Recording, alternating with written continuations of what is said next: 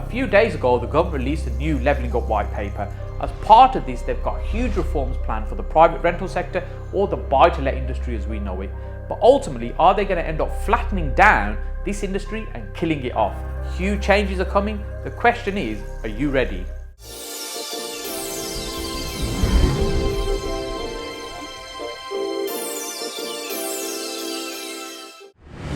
Hey, if you're watching for the first time, my name is Saj Hussain, and on this channel, I share with you my 15 ideas of property investing experience to ultimately help you get further faster in your own property investing journey. The government has said that this new levelling up document sets out a plan to transform the UK by spreading opportunity and prosperity to all parts of it. Now, I'm in favour of that. However, I think the rental sector is slowly being killed off by the many changes the government be making, including these ones, could ultimately be the final nail in the coffin. The housing reforms that they have planned would radically change the private rental sector by 2030. One of the key changes planned is the removal of Section 21. Now, I know some people are in favour of this being removed and other people aren't. I'm certainly in the category that falls in the camp of, well, I'm not in favour of this being removed. Section 21 ultimately is the right for a landlord to be able to evict a tenant from a property with no fault. So what that means is they can make a decision that they're going to ask somebody to leave. Now, if you think about it, on the surface level, you think, hey, that doesn't seem to be great, and I agree. But actually, when you break it down, what does it ultimately mean? When you look at the private rental sector and how often a landlord would ask a tenant to leave, it's very, very rare. And the circumstances generally tend to be there's issues with the tenant, there's either antisocial behaviour, there's rent arrears, or there's other problems. Or on a very rare occasion, it may be the landlord's going to be selling the property because they need the money from that, or it may even be that they're going to move into it themselves for their own home. These are really the reasons that somebody would use a Section 21. Now, the other document that's used is a Section 8, normally to evict tenants. If that was doing its job really well and that system was working, there would be no need for a Section 21. The reality is the system is broken, it's a very unfair system, and it doesn't work very well. A tenant can decide not to pay rent in a property, and landlord might struggle for months and months to be able to evict that tenant and get that tenant out of the property. And there'd be considerable costs. In fact, our most expensive one was probably about £14,000. It cost us to go through the process of removing that tenant who was sitting there enjoying his time in the property, not paying rent. How can that even be fair? Now, you can't turn up to Asda, do your shopping and say, hey, you know what, I'm actually not going to pay you this month, I'm going to pop back and pay later. That'll be theft, you'll be arrested straight away.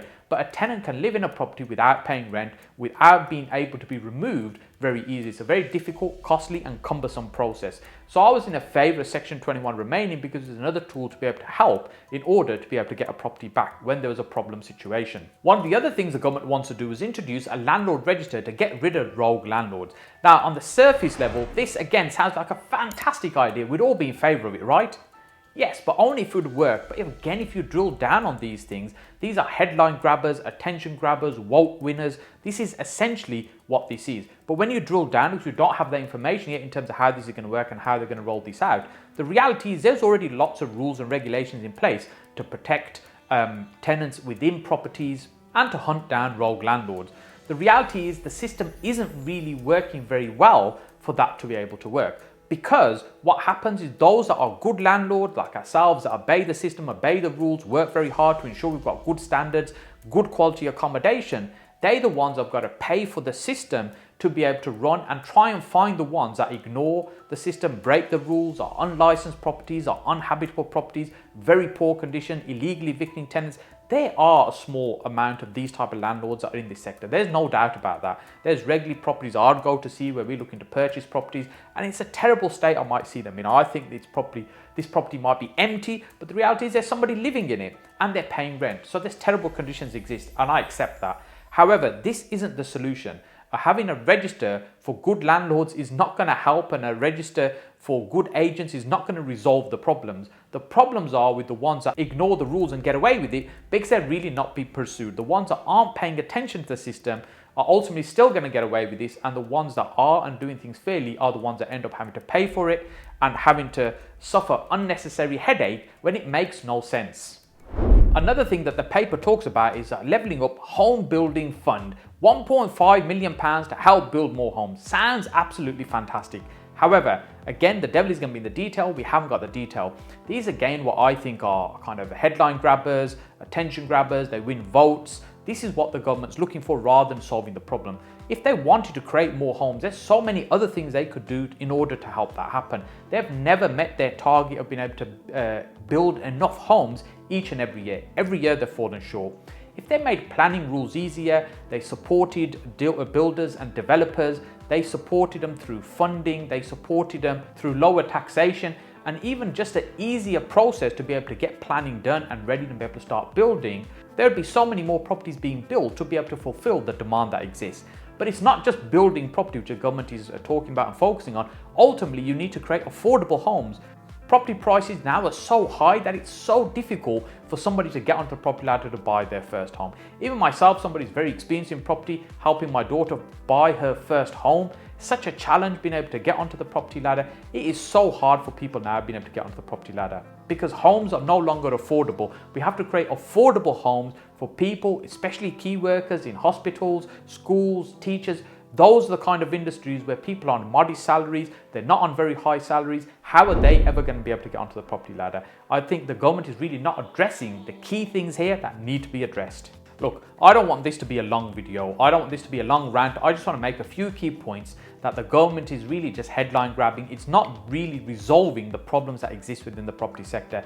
If anything, all it's doing is constantly beating up landlords, beating up property investors through taxation, more challenges, making things more difficult for them. Ultimately, what will happen, it will be fewer and fewer people left in this industry that actually even want to operate in this industry. If you make it so difficult for buy-to-let landlords, why will they stay? They'll disappear, they'll move away. And I know things are constantly changing. In fact, I've said for many, many years, what I've learned early in the property industry is the only certainty is constant change. And yes, I'm ready to adapt, I'm ready to evolve and evolve with the property market. But if you make it so difficult, why will people stay? Why will they continue to operate in this sector? For example, the tenant fee ban that happened a couple of years ago is another example of the ill thought out policy just rushed out because it's another vote winner. People like to be able to say that the government is doing things to help the everyday ordinary person, but really are they? What has it resulted in? Ultimately, what's happened, because we run a letting agency as well, it means we can no longer charge fees to tenants. That's fine. So how are we going to then cover the cost for the time that we have to spend to do all the things that we have to do? It's an enormous amount of things we have to do to ensure that the properties are compliant,